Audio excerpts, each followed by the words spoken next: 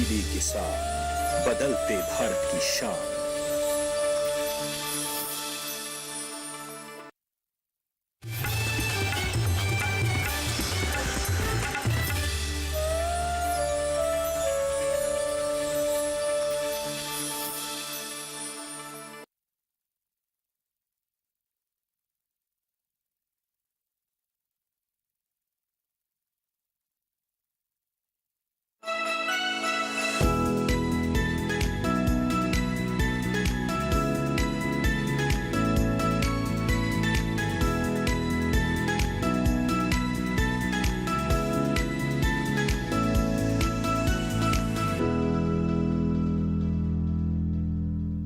नमस्कार, स्वागत है आप सबका। आप देख रहे हैं दूरदर्शन किसान। मैं हूं आपके साथ मीनाक्षी शोरान। कृषि दर्शन कार्यक्रम आप देख रहे हैं और बीते साल दर साल ये कार्यक्रम हम किसान भाई बहनों आपके लिए लेकर आते रहे हैं ताकि खेती संबंधी जितनी भी अहम जानकारियां हैं हम आप तक कृषि दर्शन के माध्यम से पहुंचा पाए। हम इस कार्यक्रम में 3 खास सेगमेंट लेकर आते हैं। हम आज बात करेंगे विज्ञान और किसान की, कृषि स्टार्टअप की और साथ ही बात होगी फार्मिंग इंडिया की। तो शुरुआत करते हैं कृषि दर्शन की। तो चलिए अपने सेगमेंट्स की शुरुआत करते हैं और सबसे पहले सेगमेंट में बात करेंगे विज्ञान और किसान की। किसानों की आय को कैसे बढ़ाया जाए, इसको लेकर सरकार लगातार प्रयासरत है और इसी के प्रयास में जितने भी कृषि विज्ञान केंद्र हैं उनकी भूमिका भी काफ़ी महत्वपूर्ण है। ऐसे में एक कहानी आपको बताते हैं और ये कहानी जुड़ी है पश्चिम बंगाल के नादिया कृषि विज्ञान केंद्र से। कैसे वहां पर कोशिश की गई है कि किसानों की आय को दोगुना किया जाए, इसी से जुड़ी ये रिपोर्ट आपके लिए।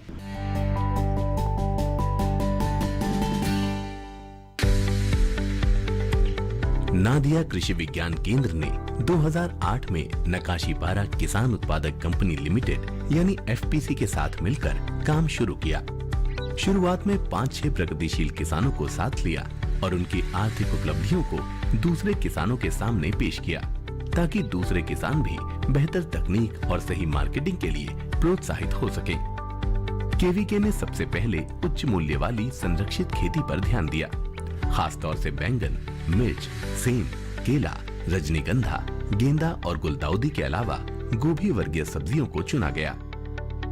बेहतर पौध, अच्छी गुणवत्ता वाले केलों के लिए गुच्छों को ढकना और केले की सघन कृषि के लिए तकनीकी सहायता उपलब्ध कराई गई। इसके अलावा खुले खेतों और अलग अलग संरक्षित ढांचों में रंग बिरंगी शिमला मिर्च के उत्पादन को भी इसमें शामिल किया गया।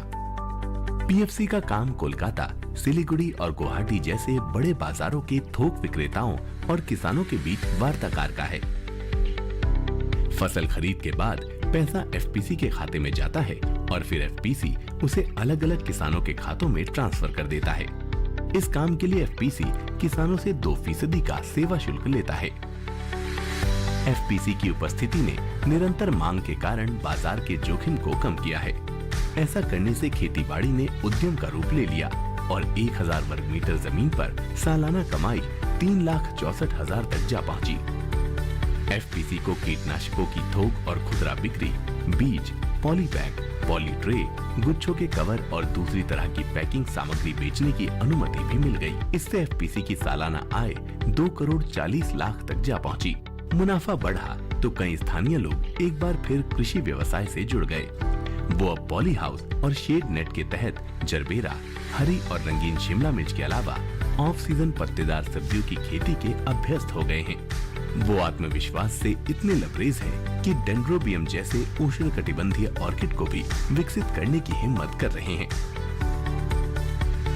नादिया कृषि विज्ञान केंद्र एफपीसी के साथ सक्रिय रूप से शामिल रहा है, जो समय समय पर वैज्ञानिक तरीके से उनका मार्गदर्शन करने की दिशा में तकनीकी सहायता उपलब्ध करा रहा है। 2 साल के अंदर ही क्षेत्र के 98% किसान एफपीसी के सक्रिय सदस्य बन गए हैं और थोड़े समय में ही उनकी आय दोगुने से भी ज्यादा हो गई है। और अब बात करते हैं कृषि कैलेंडर की, जिसके तहत हम आपको जानकारी देते हैं कि इस समय पर आप कृषि कार्यों से जुड़े कौन कौन से काम हैं जो कर सकते हैं। आज हम बात करेंगे आम की बागवानी की। आम की बागवानी से जुड़े कौन से ऐसे कृषि कार्य हैं जिनका आपको विशेष तौर पर ख्याल रखना चाहिए। आइए देखते हैं कृषि कैलेंडर में। आम की बागवानी। इस समय आम के बागों में निर्धारित मात्रा में पोषक तत्वों की आवश्यकता होती है। 1 वर्ष के पौधे के लिए 50 ग्राम नाइट्रोजन, 250 ग्राम फास्फोरस और 500 ग्राम पोटाश का प्रयोग करें। बाग में आवश्यकता अनुसार सिंचाई एवं निराई गुड़ाई का कार्य भी करते रहें। आम के फल गिरने से रोकने के लिए NNA के 15 ppm घोल का छिड़काव करें। आम के फलों का आकार बढ़ाने के लिए 2% यूरिया के घोल का छिड़काव करें। हमारे लिए वक्त अभी एक ब्रेक का है। आप देखते रहिए दूरदर्शन किसान, क्योंकि जब हम लौटेंगे तो आपको बताएंगे कृषि स्टार्टअप के बारे में।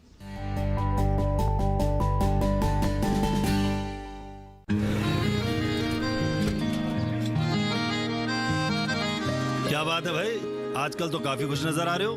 क्यों ना हो, अब मैं ऑर्गेनिक खेती जो कर रहा हूँ ये पूरा प्राकृतिक है, ऑर्गेनिक है। इसमें हमारे खेत, हमारी फसल और हमारी जेब सब फायदे में होते हैं और इसमें लागत भी कम है। जी हाँ, आप भी ऑर्गेनिक खाद का प्रयोग करें, अपनी फसल और मिट्टी को तंदुरुस्त बनाएं और आपकी आमदनी में इजाफा करें। अधिक जानकारी के लिए किसान call centre toll free number 1800-180-1551 पर कॉल करें और लॉग ऑन करें kisan.gov.in और farmer.gov.in। कृषि और किसान कल्याण मंत्रालय द्वारा किसान हित में जारी।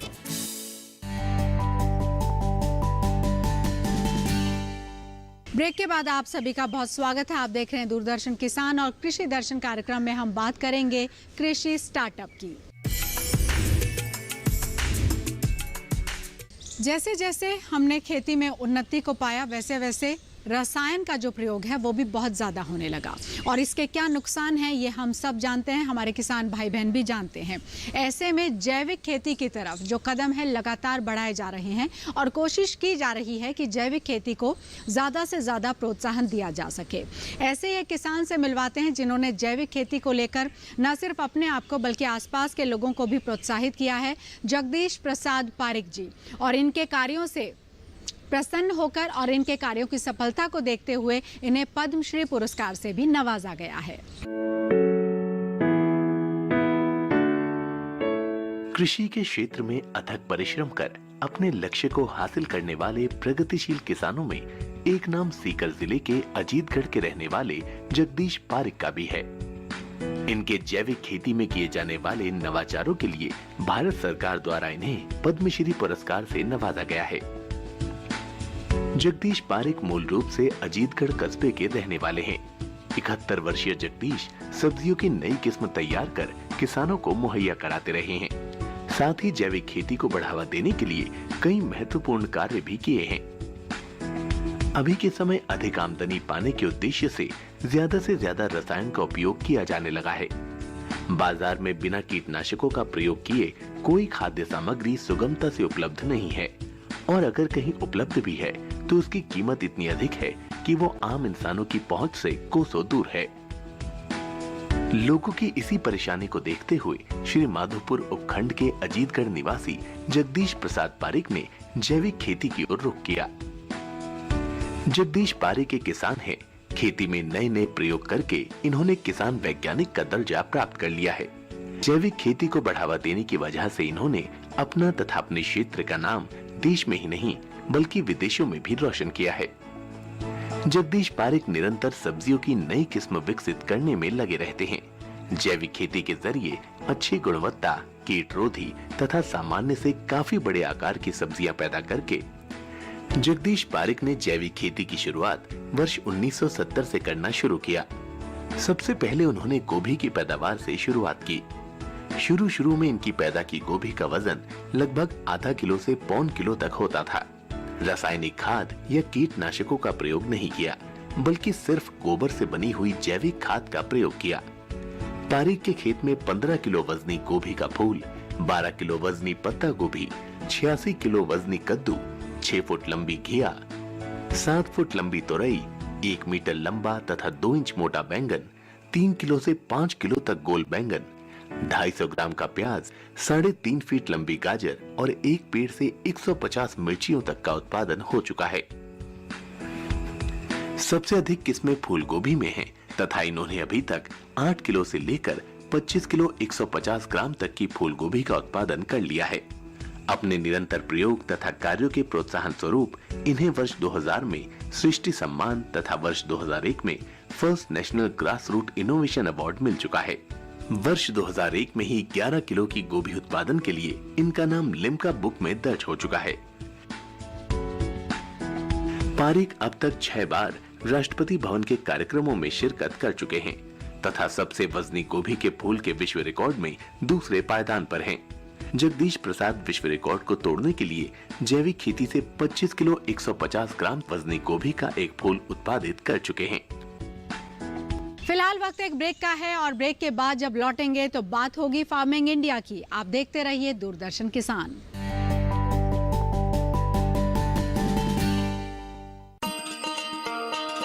किसान भाइयों गांठ बांध लो, गांठ बांध लो, बात बहुत है काम की, समृद्धि के पैगाम की।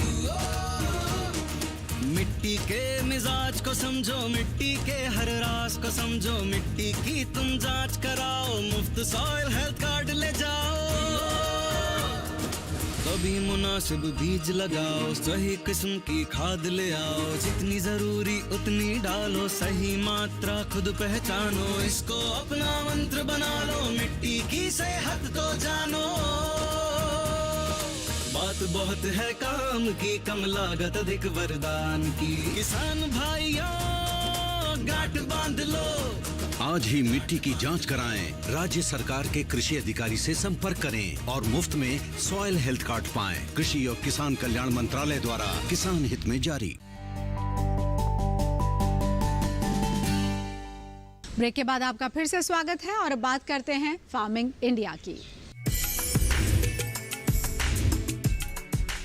खरीफ सीजन किसानों के लिए काफ़ी महत्वपूर्ण होता है और सरकार किसानों के लिए लगातार प्रतिबद्ध है और यही वजह है कि सरकार लगातार वो एक समन्वय बनाने की कोशिश किए हुए है ताकि किसानों से जुड़ी जितनी भी चर्चाएं हैं वो की जा सके और इसके लिए वीडियो कॉन्फ्रेंसिंग का सहारा भी लिया जा रहा है। कृषि और किसान कल्याण मंत्रालय, कृषि और अन्य जो किसानी से जुड़े हुए विभाग हैं उन सब की किसान अनुसंधान परिषद, कृषि अनुसंधान परिषद जो है उसके साथ वीडियो कॉन्फ्रेंसिंग के दौरान चर्चा हुई है। क्या कुछ इसमें बातचीत हुई है, आइए आपको दिखाते हैं। दुनिया कोरोना महामारी के मुश्किल दौर से गुजर रही है। ऐसे में खाद्य आपूर्ति को बनाए रखना अपने आप में किसी चुनौती से कम नहीं, लेकिन भारत ने इस बात का ध्यान रखा कि वैश्विक खाद्य आपूर्ति श्रृंखला टूटने न पाए। इस काम के लिए निर्यात को बनाए रखना जरूरी था। 2019-20 में कृषि और संबद्ध क्षेत्रों का कारोबार सरप्लस में रहा। अप्रैल 2020 से फरवरी 2021 के दौरान भी कृषि और उससे जुड़ी जिन्सों का 2,74,000 करोड़ रुपए का निर्यात किया गया, जो पिछले साल के मुकाबले 18.49% ज्यादा है।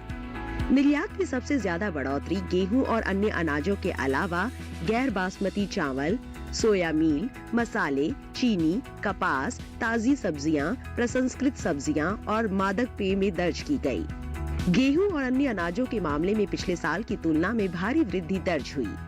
आंकड़ों के अनुसार गेहूं का निर्यात 425 करोड़ से बढ़कर 3,283 करोड़ रुपए और दूसरे अनाजों का निर्यात 1,318 करोड़ रुपए से बढ़कर 4,542 करोड़ रुपए हो गया।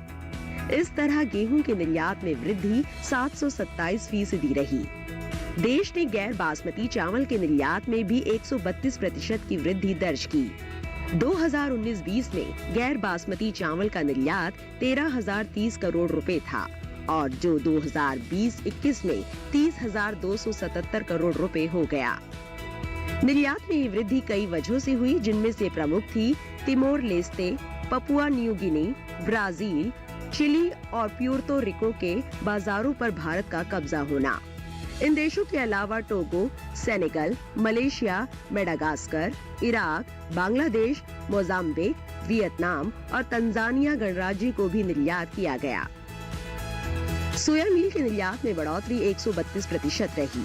2019-20 के 3087 करोड़ रुपए के मुकाबले 2020-21 में इसका निर्यात 7224 करोड़ रुपए हो गया।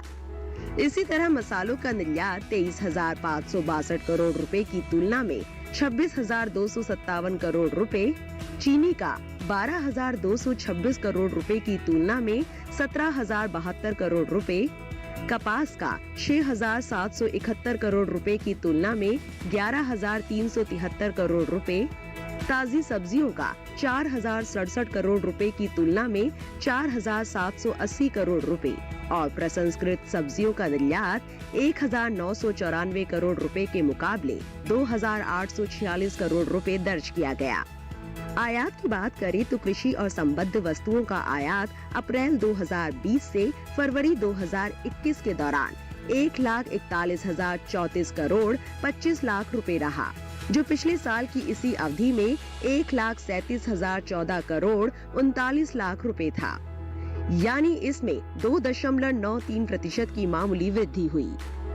कोविड-19 के बावजूद कृषि क्षेत्र का व्यापार संतुलन भी अप्रैल 2020 से फरवरी 2021 के दौरान पर्याप्त मात्रा में बढ़कर 1,32,579 करोड़ 69 लाख रुपए हो गया, जबकि पिछले साल ये 93,907 करोड़ 76 लाख रुपए था। कोविड-19 के चलते कई ऐसे काम हैं जो बाधित हो रहे हैं, लेकिन खेती किसानी ऐसा काम है जो बिना किसी बाधा के किसान भाई बहन अपने खेतों में अभी भी कर रहे हैं। लेकिन ऐसे कुछ उपाय हैं जिनको आप अपना सकते हैं और उन उपायों को अपनाकर आप बहुत ज़्यादा सरलता पूर्वक अपने खेती किसानी के कार्यों को कर सकते हैं। तो कौन कौन से ऐसे उपाय हैं जिनको किसान भाई बहनों को अपनाना चाहिए ताकि उनको सरलता और सुगमता हासिल हो सके, देखिए आप इस रिपोर्ट में।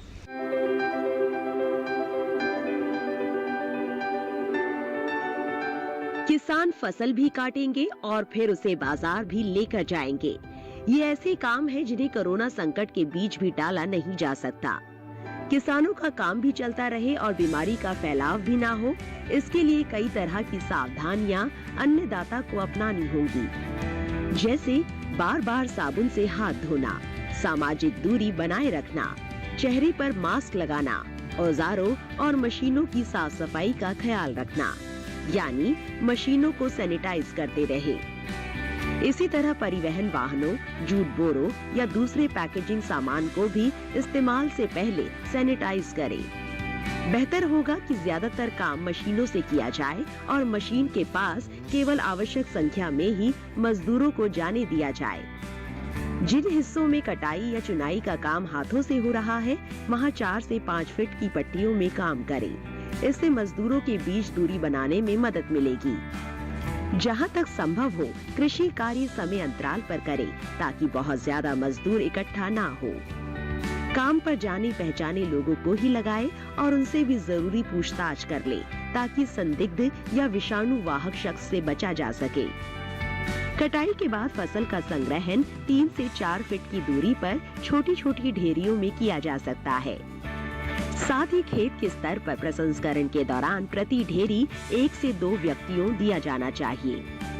गेहूं, मक्का और मूंगफली के लिए उपयोग में लाए जाने वाले थ्रेशर की भी उचित साफ सफाई करें। मशीनों के जिन हिस्सों को बार बार हाथ से छूने की जरूरत पड़ती हो, उन्हें साबुन से धोते रहें। किसान भाई बहनों, हम आपको बता दें कि केंद्रीय कृषि मंत्री नरेंद्र सिंह तोमर ने वर्चुअल क्लासरूम और एग्री दीक्षा वेब चैनल का लोकार्पण किया है और इसके लिए उन्होंने कृषि अनुसंधान परिषद से जुड़े हुए लोग और जितने भी शिक्षाविद हैं जिन्होंने इसमें सहयोग किया, उन सब की भूरी भूरी प्रशंसा की है। इसी से जुड़ी ये रिपोर्ट आपके लिए।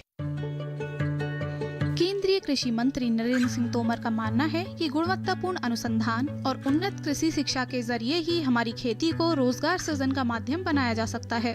उनके अनुसार भारतीय कृषि अनुसंधान परिषद के तहत आने वाले पूसा संस्थान, कृषि विज्ञान केंद्र, कृषि विश्वविद्यालय के अलावा शिक्षा विभाग के वैज्ञानिकों और शिक्षाविदों ने अनुसंधान कार्यों और उन्नत शिक्षा का दायित्व पूरी जिम्मेदारी के साथ निभाया है। उन्होंने जोर देते हुए कहा कि भारत सरकार की कृषि से जुड़ी योजनाओं को जमीनी स्तर पर लाने में डिजिटल प्लेटफॉर्म की भूमिका महत्वपूर्ण रही है। मंत्री ने कहा कि वेब एजुकेशन चैनल कृषि शिक्षा से जुड़े छात्रों और किसानों के जीवन स्तर में बदलाव लाएगा और आने वाले दिनों में मील का पत्थर साबित होगा। लोकार्पण के समय कृषि और किसान राज्य मंत्री पुरुषोत्तम रूपाला ने कहा कि कोरोना महामारी के कारण ऑनलाइन डिजिटल प्लेटफॉर्म का लगातार चलन में आना इस बात का साफ संकेत है कि भविष्य में ये जरूरी और नियमित हो जाएगा। भारतीय कृषि अनुसंधान परिषद के महानिदेशक डॉक्टर त्रिलोचन महापात्रा का कहना था कि डिजिटल इंडिया की दिशा में कृषि शिक्षा और गुणवत्तापूर्ण अनुसंधान से जुड़े क्षेत्र के लिए ये क्रांतिकारी पहल है, जो आने वाले दिनों में गुणवत्तापूर्ण अनुसंधान, कृषि शिक्षा और किसानों के लिए जीवन स्तर में बेहतर बदलाव ला सकती है। कृषि अनुसंधान और शिक्षा विभाग के अतिरिक्त सचिव संजय कुमार सिंह ने राष्ट्रीय कृषि उच्च शिक्षा परियोजना की गतिविधियों और नई शिक्षा नीति से संबंधित जानकारियां साझा की। उनका कहना था कि इस योजना से छात्रों पर सकारात्मक प्रभाव पड़ेगा। भारतीय कृषि अनुसंधान परिषद में शिक्षा के उप महानिदेशक डॉक्टर राकेश चंद्र अग्रवाल ने बताया कि वर्चुअल क्लासरूम और एग्री दीक्षा वेब एजुकेशन चैनल कृषि मेक प्लेटफॉर्म में ही अंतर्निहित रहेगी। दूसरी ओर पूसा के निदेशक डॉक्टर अशोक कुमार सिंह ने कहा कि कृषि संसाधनों के दक्षतापूर्ण उपयोग के लिए उच्च तकनीकियों, जैव प्रौद्योगिकी, कृत्रिम बुद्धिमत्ता, मशीन लर्निंग, बिग डेटा जैसी विधाओं की उपलब्धता सभी के लिए आसान नहीं होती। ऐसे में सभी वैज्ञानिकों और छात्रों के लिए एक ही छत के नीचे इन सभी संसाधनों को एकत्रित किया गया है। केंद्रीय कृषि मंत्री नरेंद्र सिंह तोमर का मानना है कि गुणवत्तापूर्ण अनुसंधान और उन्नत कृषि शिक्षा के जरिए ही हमारी खेती को रोजगार सृजन का माध्यम बनाया जा सकता है।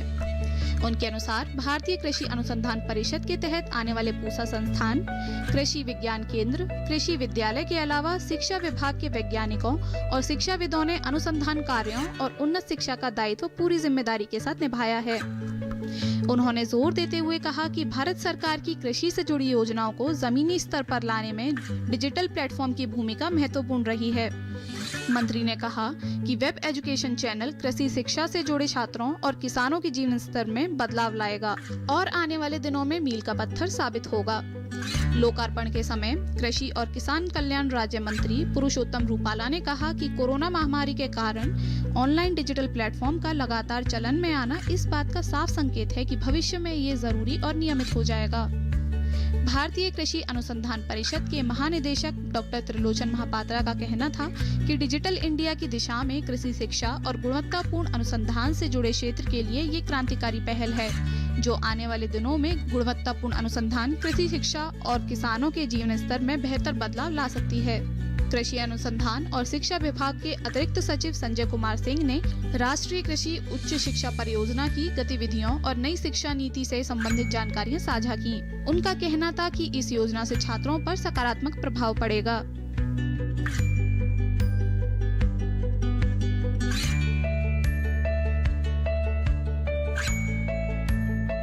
कृषि ढांचे को मजबूत करने के लिए सरकार लगातार प्रयासरत है और इसी के तहत अवसंरचना कोष की भी घोषणा सरकार की तरफ से की गई है।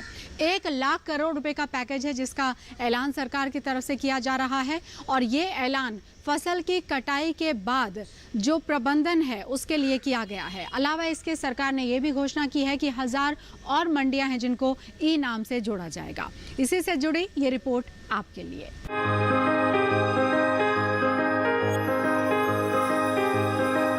कृषि क्षेत्र को बेहतर बनाने के लिए अवसंरचना यानी बुनियादी ढांचा बहुत ही महत्वपूर्ण है। सरकार कटाई उपरांत प्रबंधन तंत्र को मजबूत कर रही है। इसके लिए लॉकडाउन के दौरान वित्त मंत्री ने 1 लाख करोड़ रुपए के कृषि अवसंरचना कोष का ऐलान किया था। ये रकम बैंकों और वित्तीय संस्थानों के माध्यम से ऋण के तौर पर दी जानी है। आम किसानों के अलावा प्राथमिक कृषि ऋण सोसाइटी, विपणन सहकारिता सोसाइटी, कृषि उत्पादक संगठन, स्वयं सहायता समूह, बहुउद्देशीय सहकारिता सोसाइटी, कृषि उद्यम और स्टार्टअप इसके माध्यम से ऋण ले सकते हैं। 2 करोड़ तक के कर्ज पर ब्याज में 3% तक की छूट का प्रावधान किया गया है। ये योजना फिलहाल 10 साल के लिए है, यानी 2020-21 से 2029-30 तक। 1 लाख करोड़ की रकम 4 साल में जारी की जाएगी। पहले साल 10,000 करोड़ रुपए और फिर अगले 3 वित्तीय वर्षों में 30-30 हजार करोड़। भारत की 58% जनसंख्या की रोजी रोटी का दारोमदार कृषि और उससे जुड़े व्यवसायों पर है। ज्यादातर किसानों की सालाना आय बहुत कम है। कटाई उपरांत सही बुनियादी ढांचा न होने की वजह से 15 से 20% उपज बर्बाद हो जाती है, जबकि दूसरे देशों में यह आंकड़ा 5 से 15% है। कृषि अवसंरचना कोष का उद्देश्य ऐसे ढांचे का विकास करना है जिसमें किसान अपनी उपज बिना बिचौलिए के सीधे बेच सके और कटाई के उपरांत उनकी फसल में बर्बादी भी कम हो। इससे निश्चित तौर पर उनकी आमदनी बढ़ेगी। कृषि अवसंरचना कोष ग्रामीण क्षेत्रों में भंडार गृहों, शीत गृहों, पैक हाउस के निर्माण और उनके विकास के अलावा बाजार व्यवस्था को दुरुस्त करने पर खर्च होना है। साथ ही प्रसंस्करण इकाइयां भी इसका लाभ उठा सकती हैं। प्रसंस्करण से फसलों का मूल्यवर्धन होगा और भंडार गृहों के निर्माण से किसान को अपनी फसल रोक कर रखने में मदद मिलेगी। फसल को रोकने का फायदा ये होगा कि बाजार में जब भी बेहतर भाव होगा तब वो फसल बेच सकेंगे। खेती किसानी से संबंधित जो भी आप जानकारी चाहते हैं उसके लिए सरकार लगातार प्रयासरत है और उसी प्रयास में कई मोबाइल ऐप्स हैं जिनका कि लॉन्च किया गया है। ऐसे ही एक मोबाइल ऐप से जुड़ी जानकारी आपके लिए। किसान रथ मोबाइल ऐप देश भर के किसानों और व्यापारियों को कृषि उत्पाद के परिवहन के लिए उन्हें परिवहनकर्ताओं से जोड़कर सुविधा प्रदान करता है। एप्लीकेशन को आसान तरीके से आवश्यक तिथि और स्थान पर परिवहन वाहनों की एक विस्तृत श्रृंखला प्रदान करता है। इसके लिए प्रमुख परिवहन एग्रीगेटर्स और व्यक्तिगत ट्रांसपोर्टरों के साथ इंटरफेस का काम करता है। ऐप ट्रांसपोर्टर्स को अपने वाहनों को पंजीकृत करने और किसानों और व्यापारियों को सेवाएं प्रदान करने के लिए एक सुविधा भी प्रदान करता है। किसान और व्यापारी अपने पोस्ट किए गए कंटेंट की प्रतिक्रियाओं को देख सकते हैं। इसके अलावा सौदे को अंतिम रूप देने के लिए ट्रांसपोर्टरों के साथ बातचीत भी कर सकते हैं। यात्रा पूरी होने के बाद ट्रांसपोर्टर के लिए एक रेटिंग प्रदान कर सकते हैं। ये ऐप उपयोगकर्ताओं या किसानों को ट्रांसपोर्टर से जोड़ने के लिए एक सुविधा प्रदान करता है। और अब आपको दिखाते हैं आज की Twitter plate. Mission one nation one MSP one DPT हो रहा है साकार। पिछले वर्ष इसी अवधि में 5.23 लाख मीट्रिक टन गेहूं की खरीद की तुलना में 18 अप्रैल 2021 तक 121.7 लाख मीट्रिक टन गेहूं की खरीद हुई है। पहली बार पंजाब हरियाणा के किसानों को बिना किसी देरी और कटौती के रबी फसलों की बिक्री का डायरेक्ट भुगतान प्राप्त हो रहा है। पिछले एक हफ्ते में हरियाणा में 1417 करोड़ रुपए तथा पंजाब में 202.69 करोड़ रुपए की राशि किसानों के खाते में सीधे स्थानांतरित की गई है। वन MSP मूल्य पर गेहूं की खरीद से लगभग 11.6 लाख किसानों को 24,037.56 करोड़ रुपए का फायदा हुआ है। तो आज के कृषि दर्शन कार्यक्रम में इतना ही। उम्मीद करते हैं कि आपको अहम जानकारियां इस कार्यक्रम के चलते हासिल हुई होंगी और कोई भी सुझाव आपकी तरफ से है तो आप हमसे जुड़ सकते हैं। आप हमें ईमेल कर सकते हैं। हमारा मेल का पता हम आपको बता देते हैं, krishidarshan@gmail.com। अलावा उसके आप हमें चिट्ठी लिख सकते हैं, उसके लिए भी आप हमारा पता नोट कर सकते हैं। कमरा नंबर 58 CPC दूरदर्शन खेलगांव नई दिल्ली 110049। फिलहाल अभी तक के लिए अनुमति। नमस्कार।